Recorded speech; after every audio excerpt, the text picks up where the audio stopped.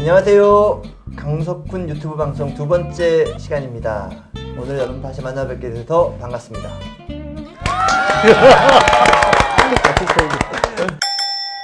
오 대표님 똑똑하세요? 저 자신은 똑똑하다고 생각했는데 남들은 그렇게 생각 안 하는 것 같습니다. 아 그래요? 뭐, 언제 똑똑하다고 생각했어요? 저는 늘 잘할 때부터 내가 참 똑똑하다는 생각을 많이 했었어요.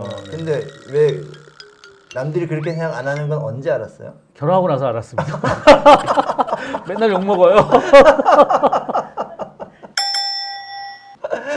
예, 아니 우리 최 의원님은 어떻게 생각하세요? 저는 뭐 모자람 덩어리죠. 모자람 덩어리입니다. 뭐, 부족한 게 상당히 많아서 늘 배우는 게 이런 좋습니다. 때는 너무 사실을 얘기하면 안 돼요. 그렇게 얘기하면 안 돼.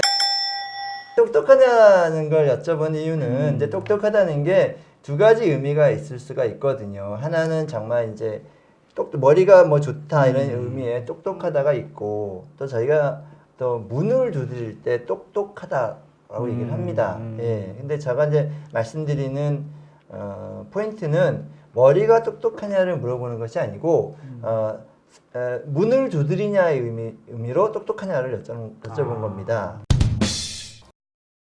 그래서 우리가 어떤 일을 할 때 상대방의 마음을 얻는 게 굉장히 중요하잖아요. 그럴 때 제가 생각하기에는 상대방의 마음을 똑똑 두들기고 그분이 마음을 열어줄 때 그분의 마음과 합쳐져서 이제 새로운 일을 도모할 수가 있는 거잖아요. 근데 그 우리 오 대표님은 상대방 마음을 열려고 노력하시죠? 근데 굉장히 중요한 말씀하신 것 같아요. 원래 제가 교인은 아니지만 두드려라 그러면 열릴 것이다 이렇게 얘기하잖아요. 근데 이제 저희가 사람을 만나다 보면 상대방의 어떤 마음을 알기 전에 내 말부터 하는 경우가 상당히 많이 있어요. 그러면 상대방이 듣고 싶은 게 있었을 텐데 자꾸 내 얘기만 하다 보면 서로 간에 커뮤니케이션이 안 되는 것 같아요. 그래서 내가 뭔가 말하기 전에 상대방과 뭔가 소통을 하려면 노크를 해가지고 두들겨서 문이 열린 다음에 과연 너의 마음속에 무엇이 있는지를 내가 알아야지만 내가 얘기를 했을 때 그것이 먹히지 않을까 하는 생각이 들어서 저는 요즘에 많이 두들기는 편입니다. 우리 오 대표님이 지금 방금 이야기하신 것처럼 종교 기관에서 우리가 천주교 같은 경우를 보면 고해성사를 하잖아요. 그러니까 거기에 가장 기본은 내가 신부님께 내 마음속에 있는 걸 다 털어놓고 그리고 회개하고 또 도움을 받고 이런 건 것 같은데 그러니까 초등학교 아이들의 국어 영역에 사실은 4가지 영역이 있잖아요. 다 아시겠지만 뭐 말하고 읽고 쓰고 듣고. 그런데 그 4개의 영역 중에 저는 가장 중요한 게 듣기라고 생각을 해요. 어떤 직업을 가졌든지 간에 듣기가 가장 기본이 된다면 뭐 누구하고 소통을 해도 일단 내가 네 것을 다 아니 지금 얘기하신 것처럼 열심히 그렇게 듣고 되니까 있습니다.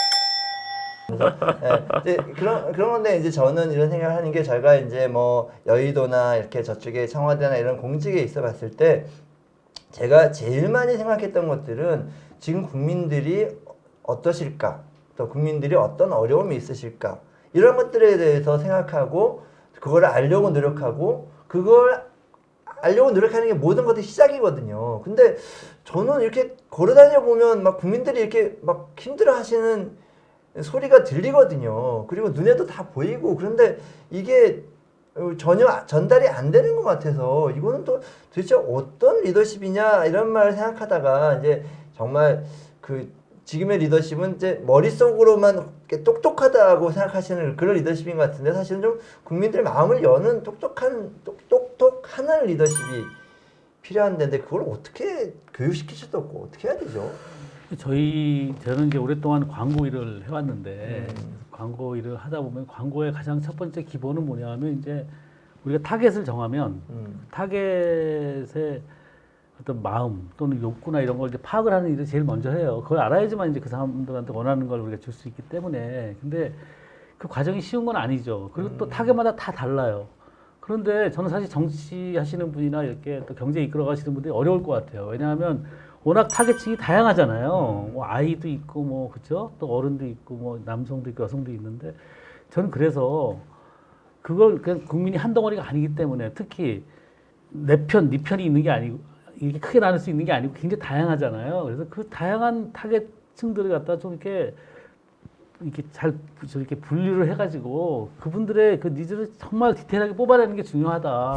최근 우리나라처럼 이렇게 갈등이 심각해지는 양상을 보면 이 갈등이 우리나라 경제에 미친 영향에 대해서도 되게 한번 고민을 하게 되는데 제가 정확한 데이터는 아니지만 한 10여 년 전에 어떤 민간 경제연구소에서 우리나라 갈등 비용이 OECD 그 국가 중에서 최고이다라는 그런 기사가 그런 연구 보고서를 본 적이 있고요. 네. 사실은 그 연구 보고서를 지금 쓴다고 하면 아마 사회 갈등이 경제에 미친 영향이 부정적인 영향이 가장 크게 나타난 시기가 지금 시기가 아닌가라고 생각하고 그건 결국 똑똑하는 리더십이 아니라 똑똑하는 리더십이 부족한 거 아닌가 하는 생각이 많이 들어요. 아, 네. 네, 우리 요새 지금 경제가 많이 어려운데 이 경제 어려움을 푸는 스타트는 우리 경제를 이끄시는 분들이 우리 국민들의 마음을 똑똑하고 그 안에 들어와서 얼마나 어렵고 얼마나 힘든가를 알고 무엇이 힘든가를 아는 것부터가 시작해야 된다고 생각합니다. 머리로 똑똑한 그런 머리가 아니라 국민들의 가슴을 똑똑하는 그런 리더십을 기대해 봅니다. 오늘 두 분 고맙습니다. 아, 네. 감사합니다. 네.